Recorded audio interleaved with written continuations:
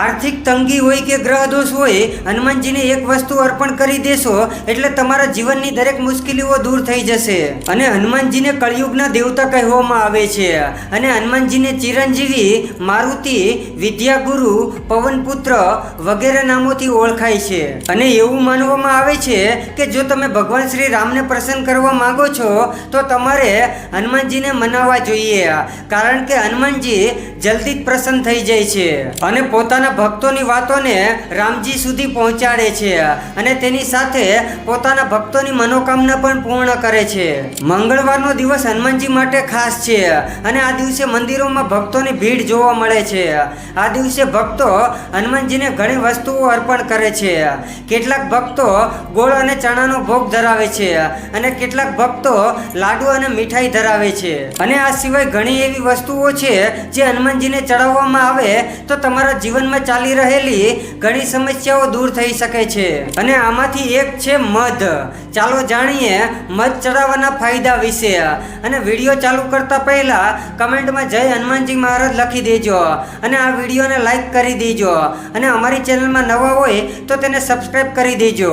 સૌથી પહેલા તો મધ ચડાવવાથી ગ્રહ દોષથી રાહત મળે છે. મધનો ઉપયોગ ઘણી ધાર્મિક વિધિઓમાં થાય છે અને તેને દેવતાઓનું અમૃત માનવામાં આવે છે. જ્યોતિષ શાસ્ત્ર અનુસાર જો તમે ગ્રહ દોષથી પરેશાન છો અને તેનાથી છુટકારો મેળવવા માંગો છો તો કોઈ પણ સવારે પીપળાના ઝાડને મધ ચડાવો. આનાથી ગ્રહ દોષથી છુટકારો મળે છે. બીજું છે મધ ચડાવવાથી કાર્યક્ષેત્રમાં પ્રગતિ મળે છે.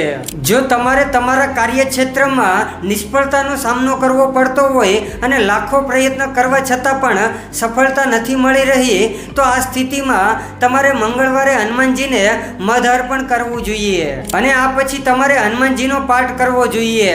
આ ઉપાય તમને પ્રગતિ કરાવવામાં મદદરૂપ સાબિત થશે. ત્રીજું છે મધ ચડાવવાથી આરોગ્યની પ્રાપ્તિ થાય છે. જો તમારું સ્વાસ્થ્ય સારું નથી અને દરરોજ તમે બીમાર રહો છો તો તમારે સૂર્યદેવને મધ અર્પણ કરવું જોઈએ. એવું કહેવાય છે કે તેનાથી વ્યક્તિનું સ્વાસ્થ્ય સુધરે છે. આ સિવાય વ્યક્તિનું માન સન્માન વધે છે અને દરેક સમસ્યાઓમાંથી મુક્તિ મળે છે. અને આવા જ વિડીયો જોવા માટે અમારી ચેનલને ફોલો કરી લેજો અને કમેન્ટમાં જય હનુમાન દાદા લખી દેજો. જય હનુમાન દાદા.